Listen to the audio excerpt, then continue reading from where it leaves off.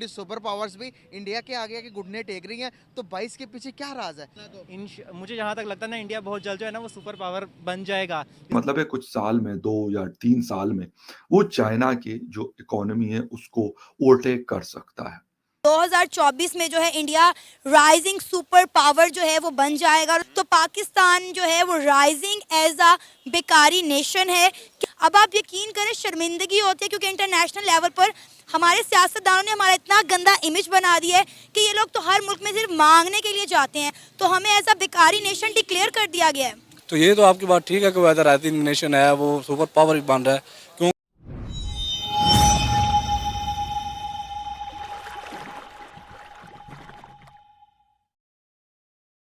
लेकिन अगर रिसेंटली देखा जाए तो इंडिया जो है वो बीट करता जा रहा है। ऐसे चाहे हम पॉपुलेशन को देख लें या उनकी इकोनॉमी को देख लें, तो वो दोनों चीज़ों में इंडिया बीट करता जा रहा है चाइना को। मुझे जहाँ तक लगता है ना, इंडिया बहुत जल्द जो है ना वो सुपर पावर बन जाएगा। जिस तरह चाइना बनना चाहता है ना अमेरिका के अकॉर्डिंग, तो अब इंडिया बहुत आगे पहुँच चुका नहीं, है। आप सुपर पावर्स भी इंडिया के आगे घुटने टेक रही हैं, तो 22 के पीछे क्या राज है? ऐसी क्या उनके पास जादू की छड़ी है जो घुमाकर हर एक को अपना नरेंद्र मोदी अपना बना लेते हैं? क्या हमारे पास इस तरह की कोई चीजें नहीं है? उनके पास क्या चीजें? आज चाइना ने इंडिया से हेल्प मांगी है कि भाई आप टेक्नोलॉजी में बहुत आगे निकल गए हो और टेक्नोलॉजी में भी हमारी मदद करो, आप एजुकेशन में बहुत आगे निकल गए हो, उसमें भी हमारी मदद करो। इंडिया को कहा कि आप चांद पर चले गए हो, चांद पर कैसे गए हो हम भी जाना चाहते हैं, 2030 तक अगर हम अपने एस्ट्रोनॉट को भेजना चाह रहे हैं तो आप हमारी हेल्प करो। तो पूरी दुनिया उनसे मदद मांग रही है, तो पावरफुल तो इस टाइम इंडिया हुआ। तो अगर दूसरी दुनिया चाहकर भी उनसे आगे नहीं निकल पा रही, तो हम कैसे निकलेंगे भाई?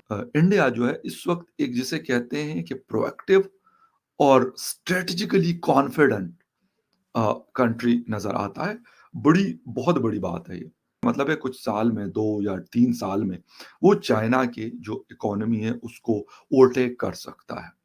क्या कहते हैं, India has become more strategically confident and proactive in creating and developing a Bharat narrative।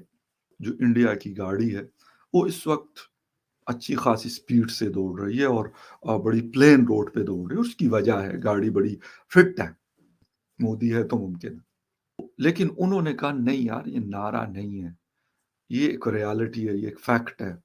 इसको मैं बताऊंगा आपको कि कैसे आगे लेके जाना है। तो एक तो उन्होंने जो भारत का नैरेटिव है अराउंड द वर्ल्ड, पूरी दुनिया में, उसका सिक्का जमाया। सही, आपको पता है कि कुछ लोगों ने प्रिडिक्ट किया है कि 2024 इंडिया के लिए बहुत ज़्यादा लकी होने वाला है। 2024 में जो है इंडिया राइजिंग सुपर पावर जो है वो बन जाएगा। तो पाकिस्तान जो है वो राइजिंग एज अ बेकारी नेशन है। जी, मैं इस पे कहूँगा बिल्कुल आप सही कह रही हैं, क्योंकि आप देखेंगे तो इंडिया की 1947 में 0.73 ट्रिलियन डॉलर की इकॉनमी थी, ठीक। आज इंडिया की जो इकॉनमी है वो 3.3 ट्रिलियन डॉलर से क्रॉस कर गई है according to world statistics. It means कि इंडिया राइज कर रहा है।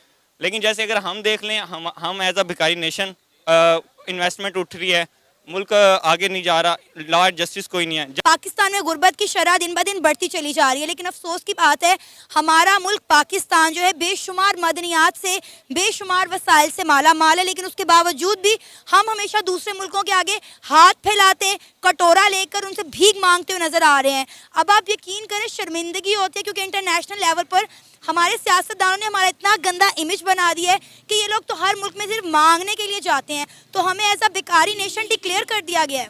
आप क्या कहेंगे, इंडिया की इकॉनमी अगर हम ग्रोथ की बात करें तो 7.7% उनकी इकॉनमी जो है वो ग्रो कर रही है, और पाकिस्तान की इकॉनमी का हाल आपके सामने है। उनके यहाँ कब कोई डिक्टेटर आया है ये आप मुझे बताएं। हमारा हर 2 साल के बाद क्या नाम है तख्ता उलट जाता है। जब तक ट्रू जमहूरियत नहीं आएगी इस मुल्क में, ये मुल्क तरक्की नहीं करेगा। कोई भी आज तक हमारा कोई भी वज़ीर-ए-आज़म ऐसा नहीं गुजरा जिसने 5 साल पूरे किए, जिसने अपना टेन्योर पूरा किया, ठीक है। 2 साल के बाद हर किसी को कीड़ा हो जाता है और क्या नाम है तख्ता उलट जाता है, ठीक है। क्यों ऐसा क्या है, पाकिस्तान के पास क्या कमी है? हर चीज़ है पाकिस्तान के पास।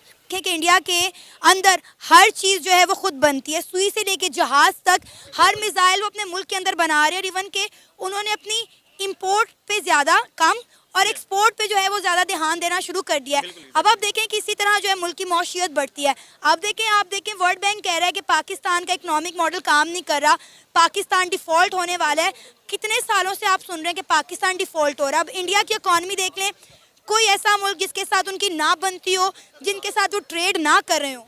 अगर इंडिया ने इंटरनेशनल मार्केट का ट्रस्ट गेन किया है तो आज पूरी दुनिया उसमें इन्वेस्ट कर रही है। आपके मुल्क में इन्वेस्टर क्यों नहीं आता? क्योंकि आपने ट्रस्ट गेन नहीं किया, आपने उन्हें फेवरेबल पॉलिसीज नहीं दी, आप उन्हें अच्छे रिटर्न्स नहीं दे रहे। अमेजोन आया पाकिस्तान में, क्या हाल किया हम लोगों ने अमेजोन का? हमने इतना फ्रॉड किया, अमेजोन ने अपना बोरी बिस्तरा लपेटा और पाकिस्तान से चला गया। तो भाई जब तक आप किसी इन्वेस्टर का ट्रस्ट बिल नहीं करेंगे वो आपके मुल्क में कभी भी इन्वेस्टमेंट नहीं करेगा। आप मुझे ये बताएं कि हमारा मुल्क कौन चला रहा है? उनको वही नहीं पता कि हमारा मुल्क कौन चला रहा है। ठीक है, 2024 का साल इंडिया के लिए बहुत ज़्यादा लकी साबित होगा और 2024 में India is a now rising super power और पाकिस्तान राइजिंग एज अ भिखारी नेशन। हाँ, अगर आप इंडिया को एज अ राइजिंग नेशन कह रहे हैं तो वो तो ठीक है। ये जो इंडिया का जीडीपी है वो अगर रैंकिंग वाइज देखा जाए वो भी कहीं टॉप 5 में या फर्स्ट में वो खड़ा हुआ है इस टाइम जो जीडीपी इंडिया क्या है।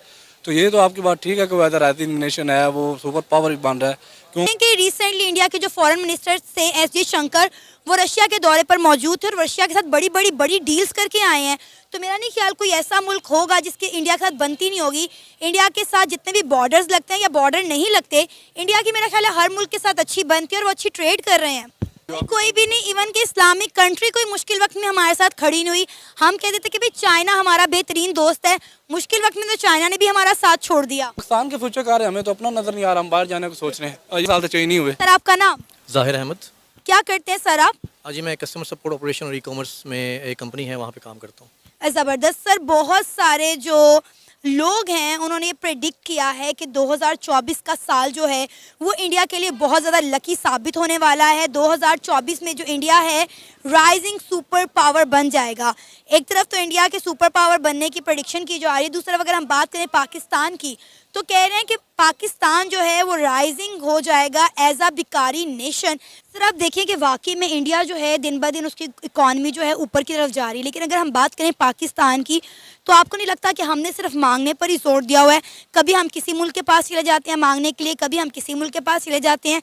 अब तो हमें खुद कहा जाता है कि पाकिस्तान जो है वो इंटरनेशनल भिखारी बन गया हुआ है, क्योंकि हमें मांगने के अलावा कुछ और आता नहीं है, क्योंकि हम एफर्ट्स नहीं लगाते, हम स्ट्रगल नहीं करते, हमने सारा बिलीव मांगने पर रखा हुआ है। कभी IMF के पास जा रहे हैं, कभी किसी और मुल्क के पास जा रहे हैं, इसलिए तो कह रहे हैं कि पाकिस्तान राइजिंग एज अ भिखारी नेशन।